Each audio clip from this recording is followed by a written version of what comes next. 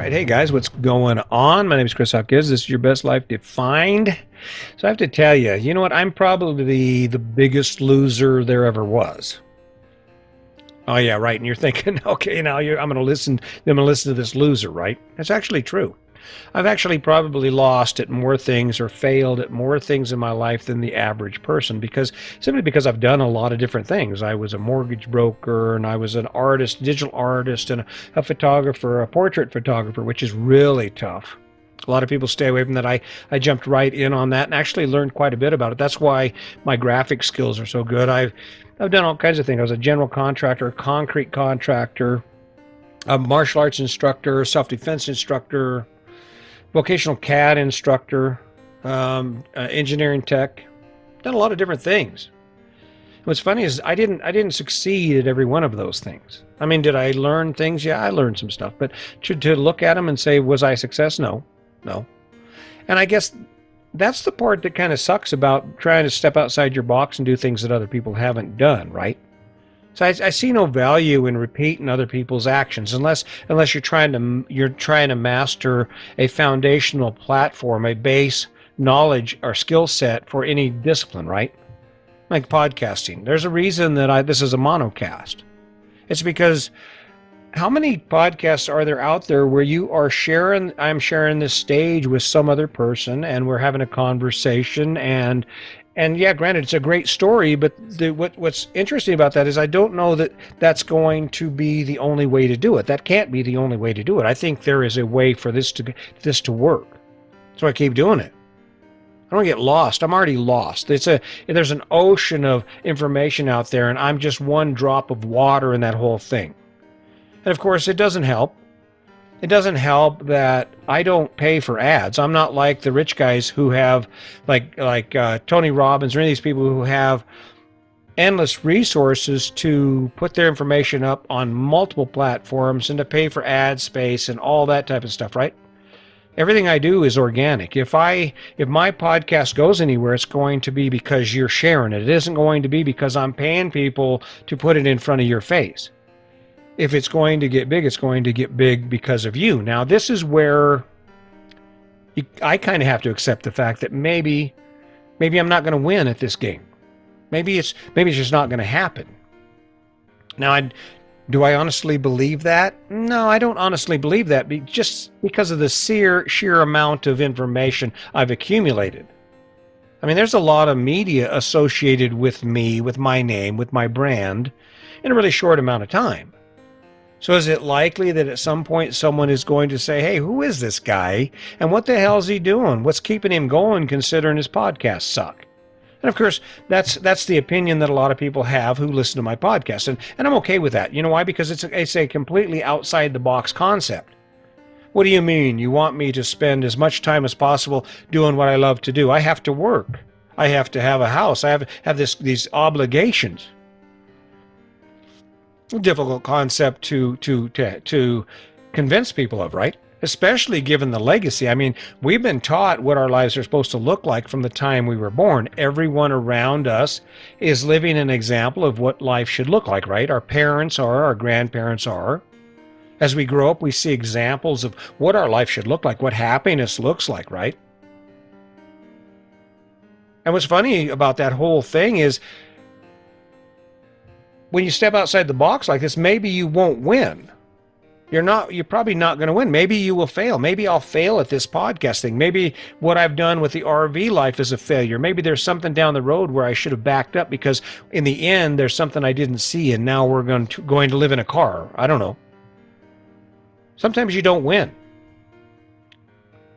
But you have to believe you're going to win. And what's ironic about that is, did you win at where you're at right now? Are you a winner where you're at right now? I don't know. What determines whether you win or not? Well, I gauge it by how enthusiastic I am about each day that I'm given. I wake up and there's a certain part of me that's energized and excited about the things I have to do. There's a certain amount of burden. Coming in here every day and doing a podcast can be tough sometimes. It can be trying, considering that it's a lot of work. And not only that, but this is just the starting point. I still have 2 hours if I decide not to do a short video, right? I still have a couple hours of work on this single podcast. Do I always feel like doing it? No. Is it possible I won't win? Yeah. But what keeps me going? The belief that I won't fail, the belief that I will actually take this to where it's supposed to be. That's all you need, right? That's all you need. Because sometimes you're not going to win, and when you lose, you have two choices. You can stop or you can try another angle. You go, okay, that didn't work. Damn, that didn't work. Damn, that hurt. And you do it again. Do it again. I'm in the long haul game. I got endurance. I've sucked at a lot of things. I've done a lot of things where I'm like, oh, what is that, right? First started drawing, and even now when I do digital art, I just have not quite picked it up. And maybe I was just right on the edge of it clicking, and I see it. I can see it, and I guess maybe the other thing is I don't have quite the patience for it that's required to actually master that skill. Will I return to it? Sure. But I didn't win at digital art by no means. A lot of things I didn't win at. When I look at my history as a contractor, a general contractor, I did really good work, but I didn't win. It wasn't one of those things where I look back and I say, well, sure, I'm glad I did that because I made a lot of money, because I didn't. What was cool is the win came in the experience that my son and even my daughters got about how to run a business like that, how that thing works, because I incorporated my kids in my business. My son was setting forms at 15. My daughter was doing my books. She was answering my phone. She was taking care of my business while I was out working, right? Pretty cool. So from that standpoint, I won. But I don't see any financial benefit from it. Now my kids do. My kids, it reinforced in them that determination, that willingness to fight for it, to know it's going to suck, to know you might lose, and then to get up and do it again anyway, right? But the win isn't why we take action.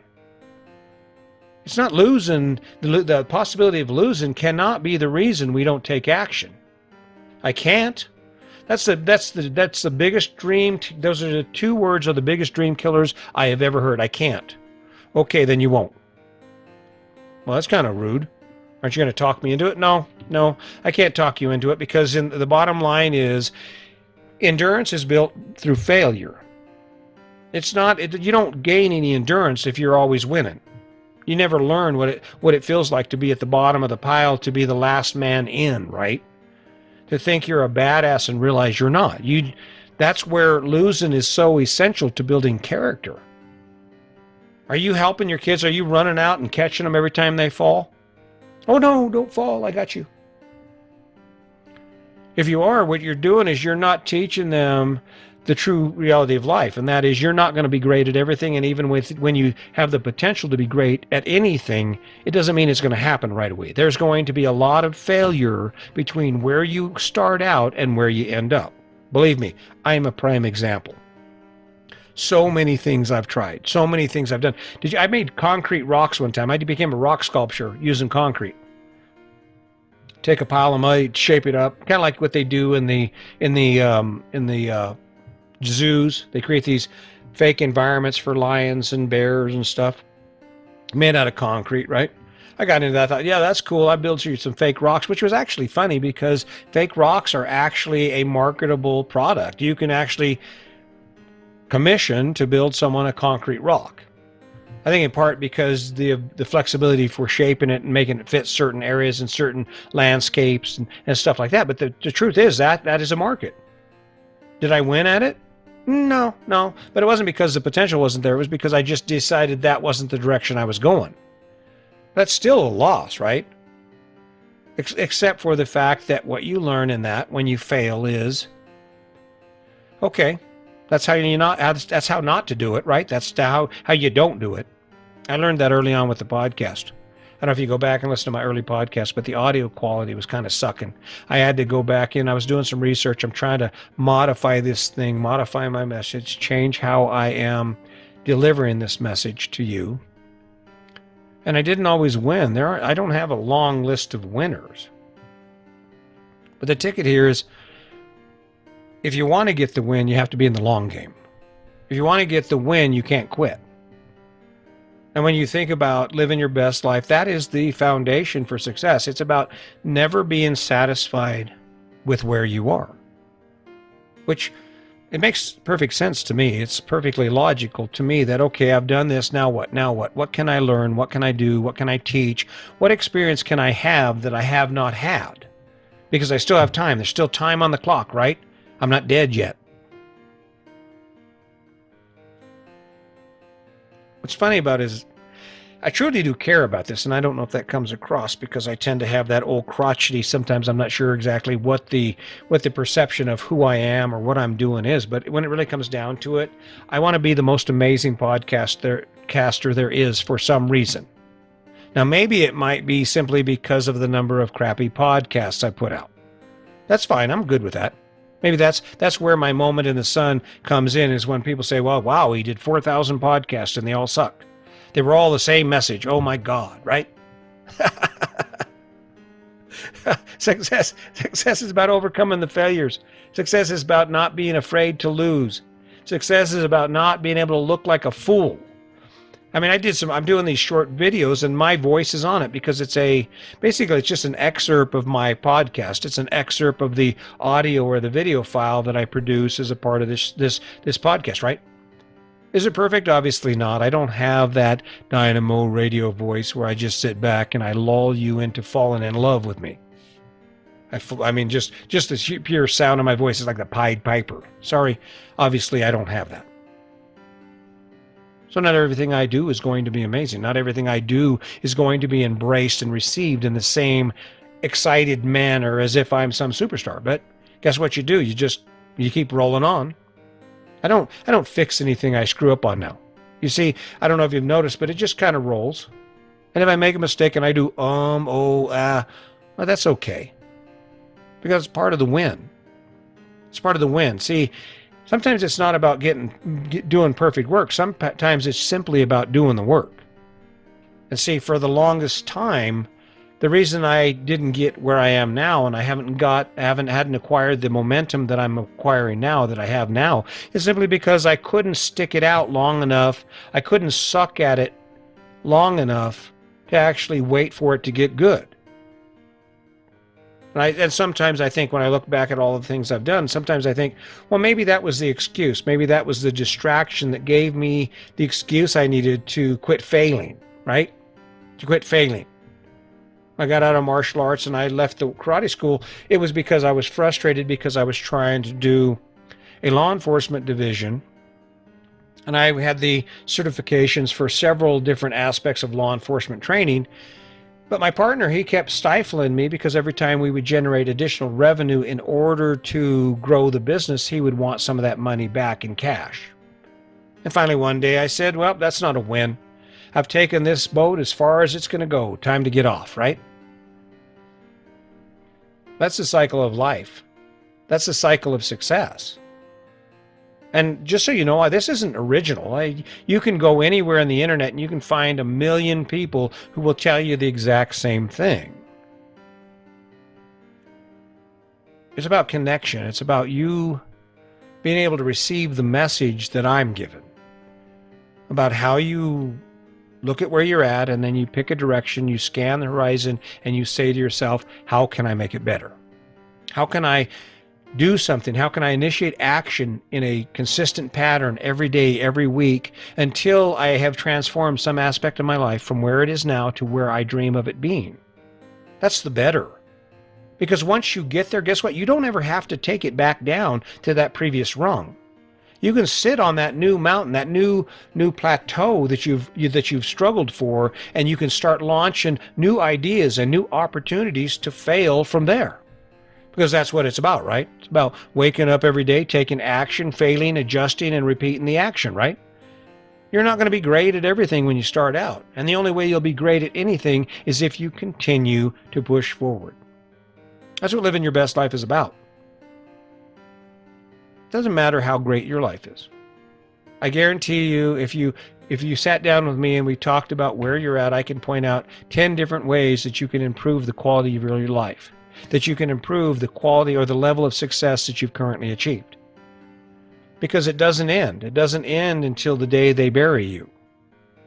And I think because of this wonderful gift we have, the wonderful gift we've been given called life, that I think we owe it to ourselves to push it to the limit, to not concede, to not accept where we are as the final destination, as the point that we give up and we say, okay, I'm done. That's all I can do.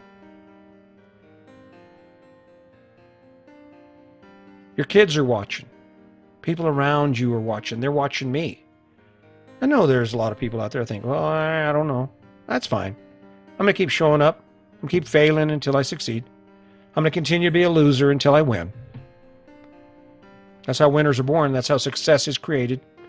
I'm not afraid of it. It doesn't bother me anymore. If you don't like it, I'd like to change it so you do, but I'm not going to stop because you don't, right? So, I don't know. I wake up every day excited.